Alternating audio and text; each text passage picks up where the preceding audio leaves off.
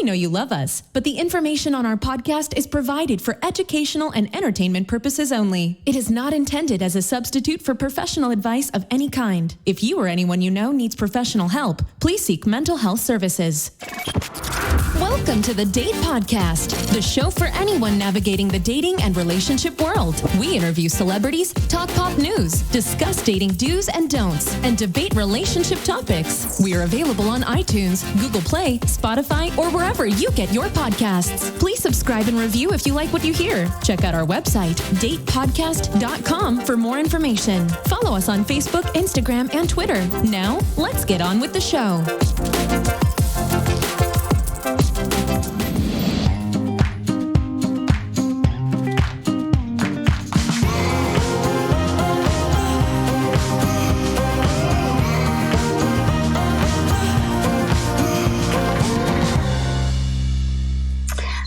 It's Emma. Hey, it's Zorric. Host of the Day podcast, and we have another exciting show for you guys today. Is it exciting? Exciting? What would be like? I think it's more but I think instructional. Informative. Oh, informative. Okay, instructional. Yeah, we're gonna teach you the word. Yeah, I don't even think it's instructional either. You know how a lot of people are always skeptical about everything? Like me? Yeah, like I know somebody who was selling something on Facebook Marketplace, and she was so scared. Like, what if someone takes me? But that does happen, right? People do get taken. Right. But what we're gonna help you with today is help you, or just inform you about things that people can do to you when you use dating apps. So yeah, we're gonna tell you the hard truth. The hard truth. And nothing but the truth. Mm-mm. So help me God. Yeah, so we'll talk about that. And we'll talk about news, but we'll talk about that more specifically. And that's it, right? Yeah. Okay, let's educate everybody out there. First with the news. Okay. Ready? I am ready for you. Ready?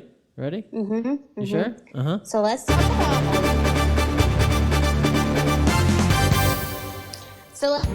about the fact that Emmy nominations are out, and I love the Emmys. And so there were some snubs. There were some surprises. Okay. I'm gonna talk about the snubs first. Okay. So Reese Witherspoon was in 3 shows that were eligible for the Emmys. She was in Big Little Lies, she was in The Morning Show, and she was also in Little Fires Everywhere, okay? Other people from all of those shows were nominated, and she was not. Is that a surprise? It is, because it's Reese Witherspoon. No. I'm not trying to take anything away from like the other actresses. Like Jennifer Aniston got nominated for The Morning Show. Kerry Washington got nominated for Little Fires Everywhere. I think Laura Dern got nominated for Big Little Lies. But so it was just like a surprise for Reese to be like in all these shows and like not even get one nomination out of like all 3. But what if she just didn't have a good series? You know, because people have their off nights. They're not always on. No, these are just the nominations before the award show. No, but still, like, maybe, like, you know, because, like, I think the A players, right, get nominated. But I felt like she was an A player. Like, I felt like her and, like, okay, so let's take The Morning Show. The Morning Show is about, like, you know, her replacing Steve Carell. And so she takes more of the lead role alongside Jennifer Aniston, and Steve Carell kind of takes this back role. Like, he's more of a supporting character, and then, like, he got nominated too. Oh, I would never watch that if he's a supporting role. Yeah, he was more of a supporting role. I really didn't see him as a like a lead.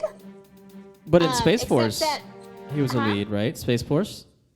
Yeah, he was lead in Space Force, but they put him as lead actor in a drama series for The Morning Show. I didn't feel that it tendered that, but like, you know, I'm not part of the Emmys either, so. So that was one of the biggest snaps that was kind of surprising. Another show which everybody says that I should watch. I haven't yet, and I probably will one day. It's Pose. That's another show that was snubbed, and then Westworld, which is on HBO.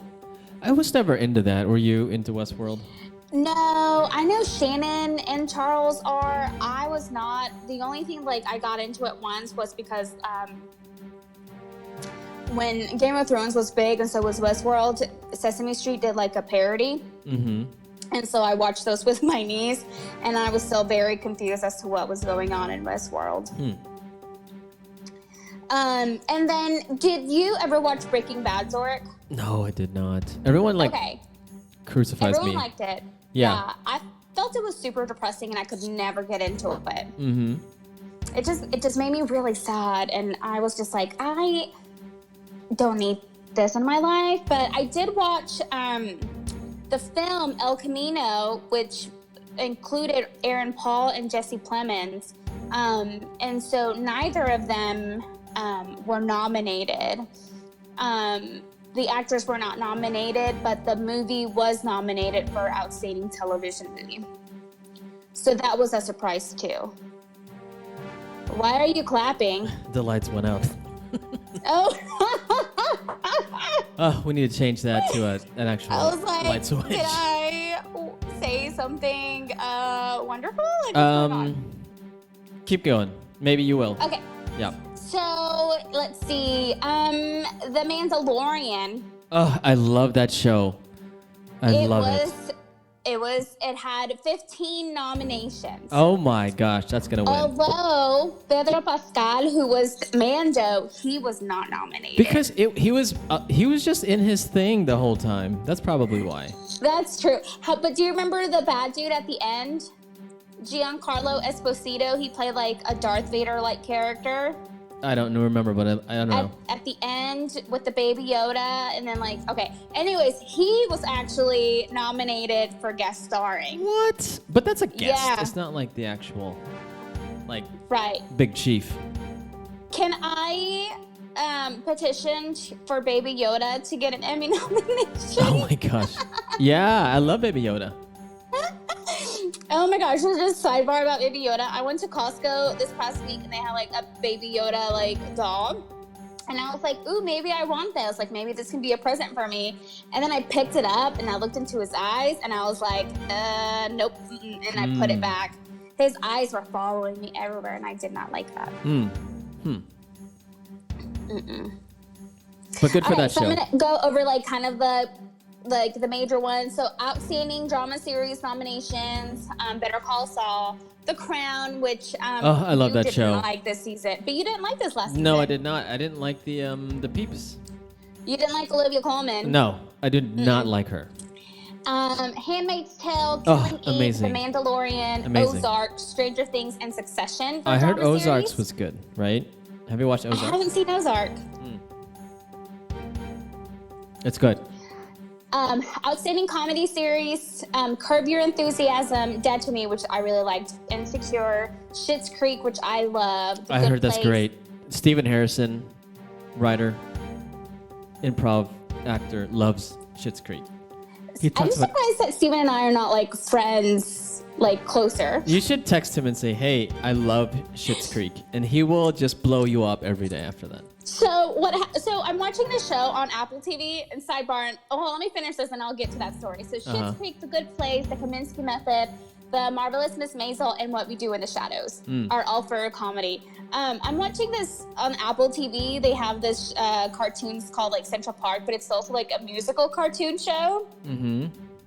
And it's the funniest thing ever. It has a few Hamilton people. And I just love it. And then Stanley Tucci plays an old woman. So I just love it. But last night I was watching it, and all of a sudden I was I should probably text Steven and tell him if he's watching, ask him if he's watching this. And I was no, I'm not going to. But now I'm no, I think I should. He might be. He might be. He might be. Yeah, I watched the first episode of Schitt's Creek, but I just didn't finish it. But he talked. He was telling me that, like, you know how I got a new house, like a new old house, and he's kind of like, it's similar to you, like moving into that neighborhood. He's like, you should watch it. I'm like, okay. Right? Because they lose it all, right? They lose it all. They lose it all. Yeah. Except for this town called Schitt's Creek. Yeah. So. And it's hilarious. I think I'm gonna watch it. I'll watch it. Yeah. I make my sister watch it all the time, and she's like, I never know if you're Alexis or David. I was like, I'm both. Like, I'm both. I don't know what else to tell you. Let's see. Outstanding actresses in comedy series: Christina Applegate, which was Dead to Me. Did you watch that? No, I didn't. It's like a comedic, like murder mystery. Is that on YouTube or not YouTube? It's on Netflix. Yeah. And there's a season 2. Rachel Brosnahan from The Marvelous Miss Maisel, Lena Cardellini, which Dead to Me, Catherine O'Hara, Schitt's Creek, Issa Rae, Insecure, and then Tracy Ellis Ross, Blackish. Mm-hmm. Yeah, let me see. I liked, what else did I like? Oh, I liked that Bobby Burke from Queer Eye was nominated for as outstanding host for a reality competition program. Really? Yeah. It's like, Anyways, but there's like a lot of funny things, funny shows that were nominated. A lot of people that like funny people that were nominated that like I love. So it was cool. It's cool to watch this list. But I'm also really into awards. I know people are not. How long is the Emmys? They will be like beginning of next year, I think. No, but how long is the show? And 2 hours? Could we do like a live recording while we watch the show here? No, because I get really intense. Is it too long? It's probably too long. It's too long and I get really intense watching it. And we would probably have to cut the commercials. Yeah, I don't want to be bothered watching this. That'll be fun. Like, we can have a watch party. Well, I'll think about it. That would be still have fun. lots of time. That would be fun. I'll think about it. Yeah. Okay. Interesting. Okay. Interesting. All right. So, The Umbrella Academy. Oh, I love that show. Oh, guess what comes on July 31st? What's today? On Netflix. What's today? July 30th? July 30th. Oh, I can't wait. I love it so much. Season 2 begins Friday. Let me text somebody right now. I'm so excited. Let me text somebody right now. Text all my friends. What do you love so much about it? When I first started watching it, I was like, okay, everybody was talking about the show. Like, okay, I'll get into it. And then, like, the music, like, really got me. And I was like, this kind of reminds me of, like, My Chemical Romance. Like, this is, like, it's kind of cool. And then I realized that Gerard Way, who is the lead singer of My Chemical Romance, like, created this. He created the comic book that the show is based off. And I was like, this is why I love it so much. So good. It's so good. Anyway, so they're back. And if you guys remember, okay, spoiler alert, but you probably should have been watching this by now. Basically, like, Vanya, like, figures out she has powers and blows up the moon. And so number 5 uses his powers to take the group back in time in order to avoid the Earth being destroyed. I feel like I need to rewatch it, right? I need to rewatch it before. You should. I did already. I did already. It was so good. And I was like, oh, right. I remember all this. So season 2 is actually, they end up in the 1960s in Dallas because they're like trying to prevent like JFK from being assassinated. Oh, really? That's funny. Yeah. He was sent to assassinate him and he decided to time travel again. And so then somebody else killed JFK. Yeah. I think they should have done like stop coronavirus, world hunger. I mean, come on. Okay, go ahead. All right, please email Gerard Way and have him be on the show. Like, I would love you forever if you could do that. We can do that. All right. Yeah. So it's kind of funny too because like all the siblings are like not in the same point, and so some of them like have been in this life like a few years before someone else, but like they're all in different parts. Like one of them's married, one of them's like part of a cult, So it'll be funny to like see all of them like come back together. Nice. I'm excited. Okay, the last thing I'm going to talk about, because I feel like I've been rambling for a while now, is I've been like in an Elton John kick, so I think it's very appropriate to talk about his sobriety. So he celebrated 30 years of sobriety. Wow. Sober from what? Like drinks, smoking, everything. Drugs. Have you not seen Rocket Man? No, I haven't. Oh my gosh, it's so good. It's on Hulu, I think. There's so much good stuff to watch and like so little time. I know. I just watched that Warrior Nun. Did you watch that one? No. Oh, it's like brand new. A Warrior Nun? Warrior Nun. Yeah. She basically like a Catholic nun? Catholic nun has superpowers type thing. It's kind of like Umbrella. It's kind of like similar to Umbrella Academy, but not really a comic book. Oh. Yeah. Interesting. So, anyway, Rocket Man. So Rocket Man's a really good movie, and then he let Taron Egerton kind of have like some liberties, and I think Taron did a really good job of like imitating him, just like singing-wise too. It was like really good. I loved it. I loved every minute of that movie. So basically, he has celebrated his 30 years, and so he shared this picture on his Instagram, with like cards that like friends and family had sent, a cake. It was like a 30 cake, and then like his 30 year recovery chip. And so he's really grateful. He said that he's very grateful that he has been able to that he reached out for help, and he he asked for help, and he was able to kind of like stop this. Because he's very honest about it. He's like, I would have been dead by now had I like not asked for help. So, and it's kind of cool because Rocket Man like shows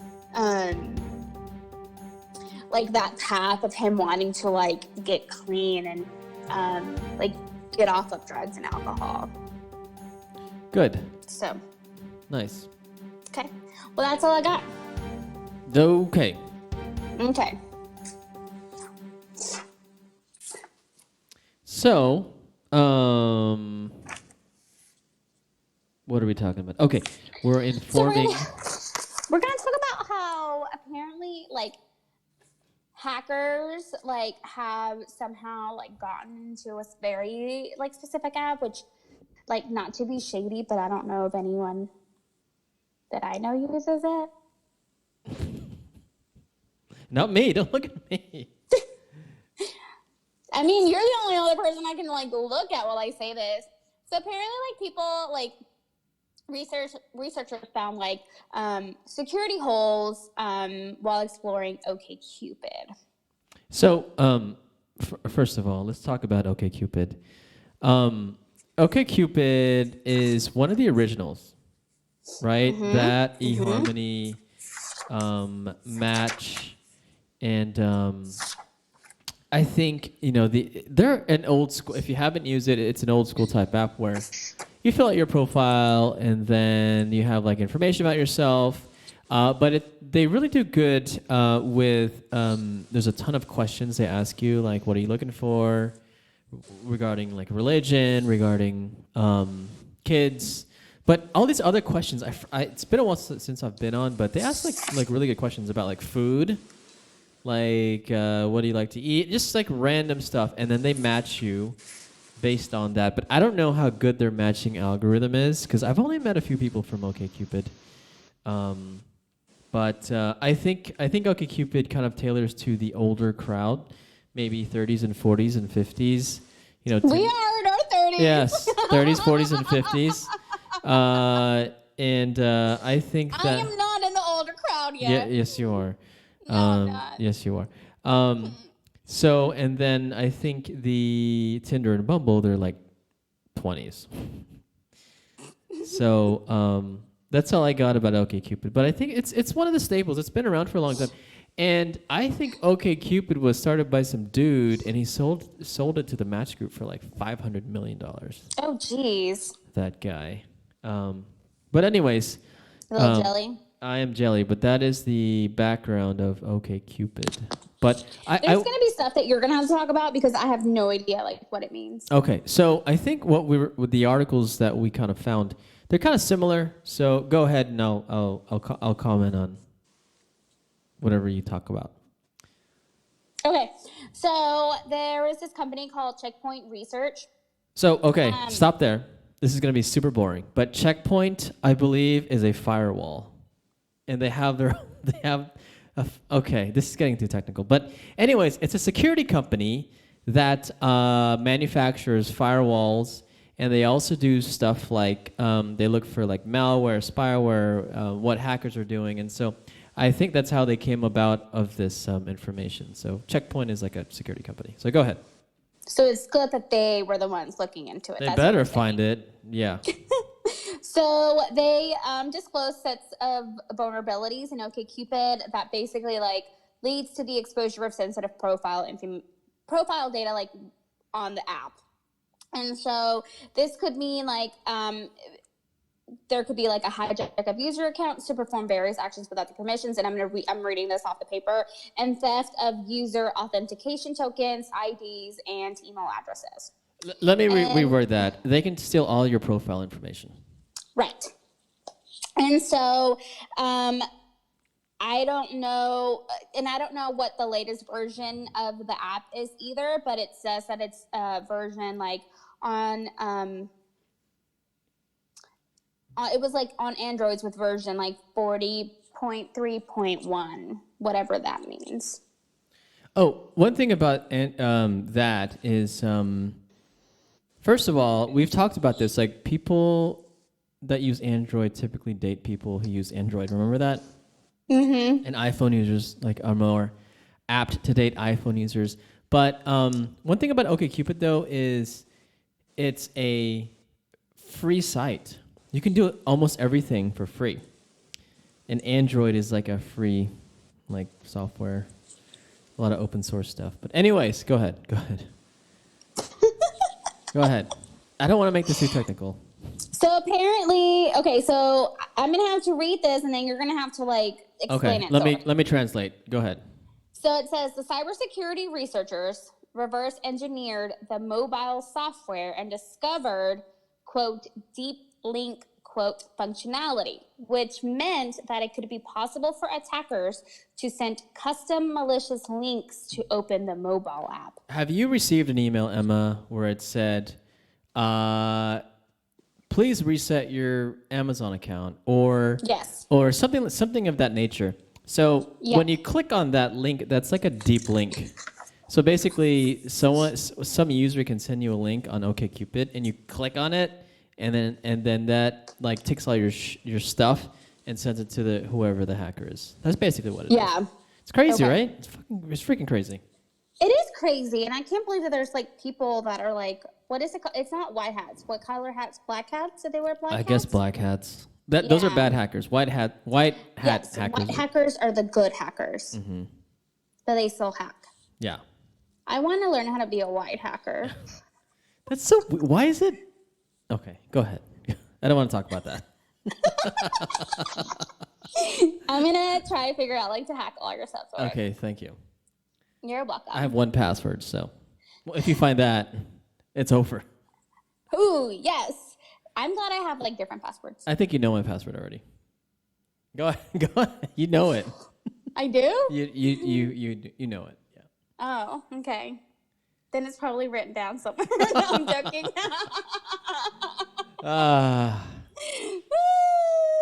Okay. The other part that they could do is, and they have it like in layman's terms, which I'm grateful, is that they could also just like send messages like from your stuff. Oh, but who cares? Okay. And then this other one, I really don't know what it means. Zorric. It says further attacks could lead to the filtration of user data from their profile API endpoint. Yeah, so it's the same thing. They can just steal your stuff. Oh, okay. So an API is something where like the hacker can connect to like either their database of OkCupid or your phone. And it talks about tokens, right, in the article, because I don't have it in front of me. But if they can get that token, they can kind of like impersonate you. Oh, a token is like having your ID and like, or your credit, your ID, and like buying something as they were you, or going into the bar and getting it swiped, and you go get in because obviously you're 21, right? So, yes. So it's basically I am just turned 21. Yeah, or basically the token is also like knowing your social security number. Ooh. Yeah. So. Okay. What else? So, at the end of all of this, Checkpoint Research informed OkCupid of its findings, and the issues have been resolved. So, OkCupid said that not a single user was impacted by the potential vulnerability on OkCupid, and we were able to fix it within 48 hours. We're grateful to partners like Checkpoint, who with OkCupid put the safety and privacy of our users first. Yes. The other article talks about something, it's similar, right? Mm-hmm. But it mentions Ashley Madison. And man. I totally remember that. Yeah. If you're on Ashley Madison, you're basically cheating, right? So I think I've told the story before that like I was single and two of my friends like had boyfriends who were married or something. Like I was the only single girl, and it was like three of us, and we were drinking and we got drunk, and because like that was around the time when like the scandal came out, and so they wanted to see what Ashley Madison looked like, or it was right before maybe the scandal, but like we all knew what Ashley Madison was, and they're like, we want to see it, but like we don't want to like put our information out there because like we have like someone, and I was like, I'm single, I don't care, so I created a fake account. Whatever, real account, don't lie. To like see like what was going on. And it was kind of funny because I mean, obviously we only saw the guys, right? But it was always like their like neck to like their torso. Like you couldn't see anything else.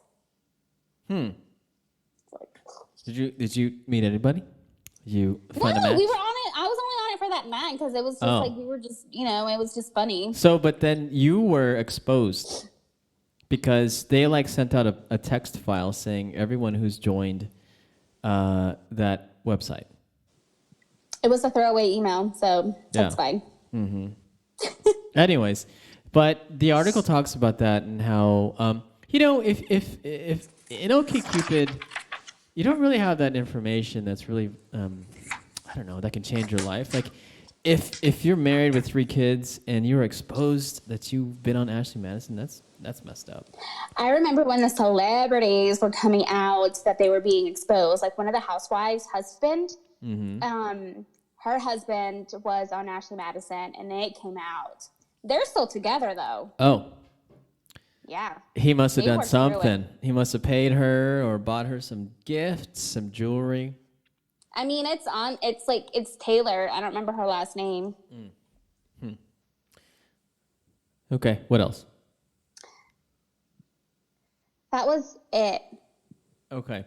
So what can we learn from dating apps? I like the quote that says, the app and platform was created to bring people together, but of course, where people go, criminals will follow, looking for easy pickings. Easy pickings. What I want to say is, if you're on OkCupid, I think it's asking for a lot of information, maybe even your payment information. But I think that is, I think that's pretty secure. eHarmony, I think you get a lot of information too. But if you're on like Hinge or Bumble or Tinder, which are like I think make up 75% of like all the users, I think you're fine. So don't let this like dissuade you from dating on these apps because I mean, it's gonna be fine. And the thing is, like, if people start blackmailing you, like, you have the right to go to the police. Like, you have the right to go to the police and report it. And, like, blackmail is a criminal offense. So, although Emma, if you're on Bumble and Tinder and you're married and the hacker finds out. Ooh. Oh, man. Because then doesn't your wife have the right to know, or your husband or your spouse have the right to know? Well, you're saying blackmail. So what if the hacker found that you were married, Emma, And the hacker's like, I'm gonna tell your husband if you don't pay me, whatever it is, $1 million. $1 million. $1 million only. So it can get you into trouble, but then that also goes back to ethics and doing the right thing, right, Emma? Right? If you were married, would you be on Tinder and Bumble? Nope. What if you were like kind of mad at your husband? If I'd you were rather mad. go to the strip club. Oh, okay. Something where you can't really be traced, right? Right. So Yeah. I have to give cash. Yeah. Make sure you go to the ATM, like at the grocery store, not at the strip club. Not at the strip club. Yeah, because you'll get caught. Yep. Real quick. Yeah. I think that's it. I think as a user of dating apps, I think it's relatively safe, especially if you're on like Tinder and Bumble and Hinge, which those are my apps of choice. But it doesn't really say much, right? So the hacker finds out that I'm open to kids. Okay, so what? What are you gonna do with that? Nothing. Right. Right. I feel like people can blackmail me more like using this podcast than anything else. I think, but some people are really private and, they don't want that information leaked out. But I don't know, like your profile is should be very like loose and fun and not too serious. And here's one thing. You shouldn't share too much on your profile. Yeah. Like that's like really, don't share anything that's really like personal. But why would you anyway? So. Okay, I think that's it for us. That is all we got today. That's all. The moral is get on your apps. Be safe. Be safe, but just get on your apps and don't worry about it. You'll be fine. Right? Sure. Right? Okay. Sure. Okay. All right, everyone. Thanks again. We'll see you next time. Bye. Thanks for listening to the Date Podcast. Please subscribe and review if you liked what you hear. Send us an email at hello@datepodcast.com for any questions, comments, or show topics you'd like for us to discuss. Follow us on Facebook, Instagram, and Twitter. Most importantly, tell your friends about our show.